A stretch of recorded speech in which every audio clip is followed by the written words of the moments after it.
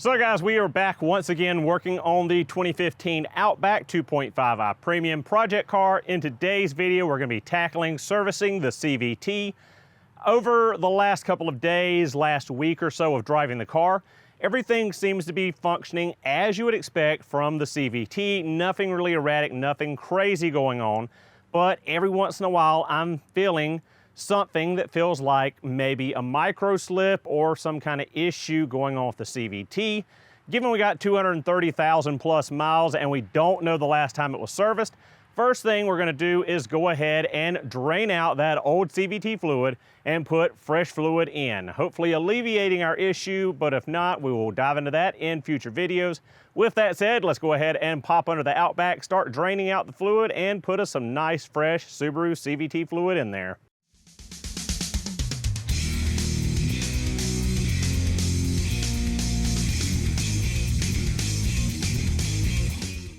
All right guys, so we're ready to go ahead and get to the CVT fluid service on the car.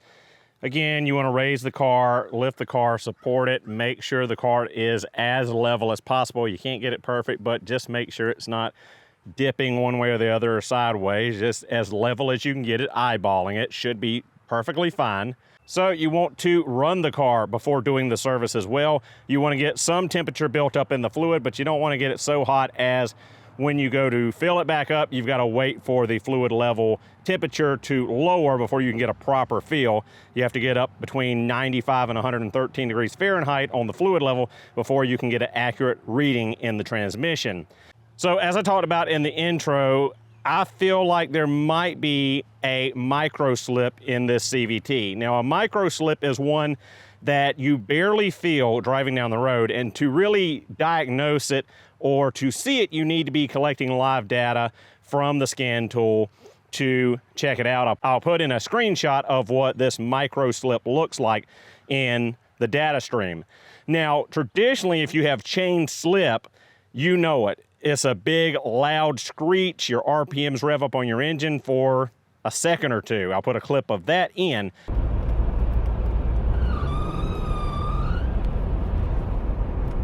I'm not getting chain slip, I'm getting possible micro slippage.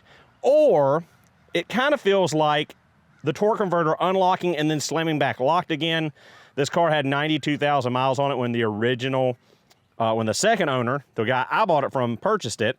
And in the entire time he had it from 92,000 miles to current, he never said anything had to be done to the CVT. He probably never serviced it either.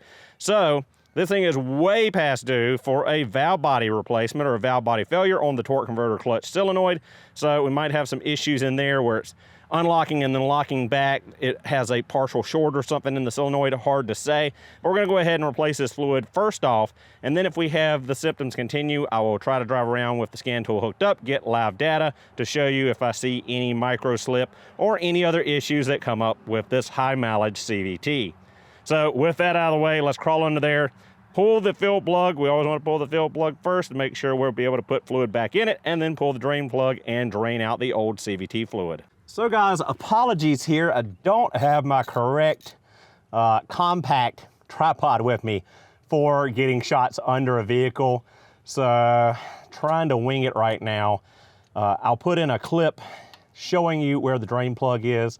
I do have another more comprehensive video on servicing the TR580 that you could watch for, you know, a step-by-step. This is more of an overview of doing this one on this car, more so than a step-by-step DIY, this is how you follow along thing.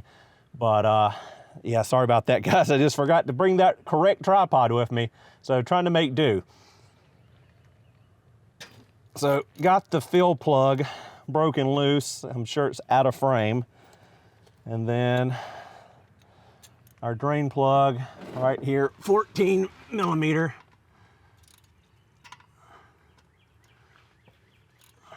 In our pan. I'm sure this is going to be awful dark. Remember, the CVT fluid should be translucent green, and that looks almost red.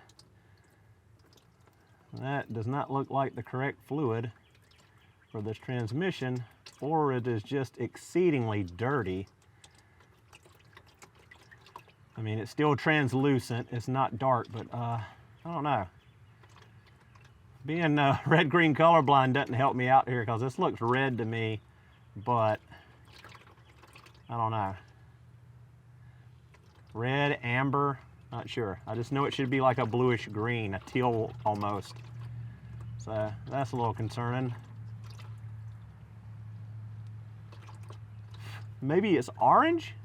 I think the Subaru CVT fluid, the high performance, or like what goes in the TR690s on the turbo cars, I think there's an orange variant of CVT fluid for those, but this is just a 580 and a 2.5. So it should have the teal, greenish blue CVT fluid 2 in it. A little concerning. Especially if I mix this stuff and cause myself more headache. So we'll let that continue to drain out. And now that that's drained down, go ahead and pull our fill plug all the way out, which is right here. It's an 8mm hex. So it did come out clear. It didn't look like it had any metal particulates, and it didn't look like it was foamy or frothy. It didn't look like it was hazy, which could indicate, you know, mechanical breakdown or failure, or burning of the transmission, or water contamination. Other than that, it looked pretty good. So at least a little bit of relief there. It just seems like that perhaps they used the wrong variant of CVT fluid in this transmission. So I think what we're gonna do is throw a drain plug back in and refill the transmission with the correct CVT fluid, run the engine, run the transmission for a little bit, drain it all back out, and go through and fill it again, just to try to maximize the fresh fluid in here. Might actually go grab a magnet and swipe the pan to the drain plug to see if there's any chunks in the bottom of the pan. Shouldn't be, hopefully there isn't. All right guys, so I consulted again my fluid chart, and I'm fairly certain that someone has put CVT HT, the high torque orange fluid, in this transmission when it should be CVT fluid 2, which is the green. Now, how much damage, if any, would that cause, or issues mixing them?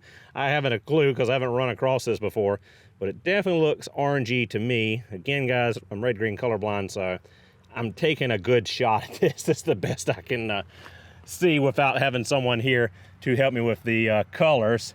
But as far as what should go in there and what I'm putting back in it, it should be CVT fluid 2, which is, focus, this green color. That's not the best example. Let me show you here in the hose. Should be this greenish tealish color. It shouldn't be that orange color, so not looking great. So guys, I got fresh CVT fluid 2 going into the transmission. Gonna fill it, gonna cap it off, run it through the gears, let it circulate, drain it again, and refill once more. Try to flush out whatever fluid they put in here that is incorrect. All right guys, we've ran the engine, circled through the gears, and we're gonna drain this out once again.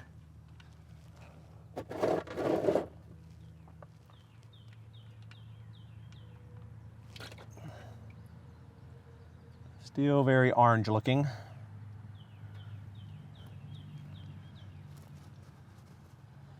So gonna go through a couple of these, try to flush this CVT out, and we'll be back for the final fill and fluid check.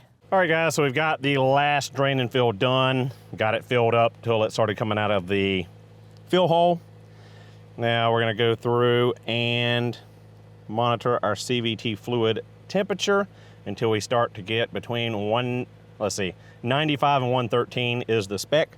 Once we're in that range, we can jump back under there, pull the fill plug back out, and pump fluid in again until it dribbles back out, and we will be properly filled up and ready to go. Done with this. It took about 4 or 5 fill, circulate, and drains before it started turning what I saw was greenish. And what we're doing right now is pulling up the CVT fluid temperature. Trying out the AutoFix D1 Pro. This is a offshoot of Alltel. Many of you are probably familiar with Alltel, but AutoFix, the D1 Pro, they sent out to me to try out. So we're going to try it out on this car. So far, really liking it. I've not used Alltel scanners in the past, but I do like what we're getting here. So ATF temp is what we want to see.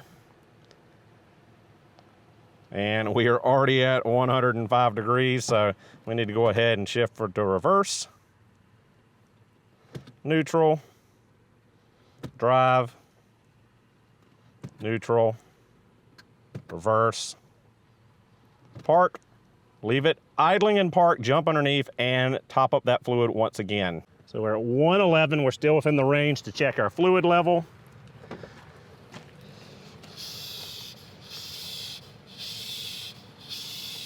Still dispensing.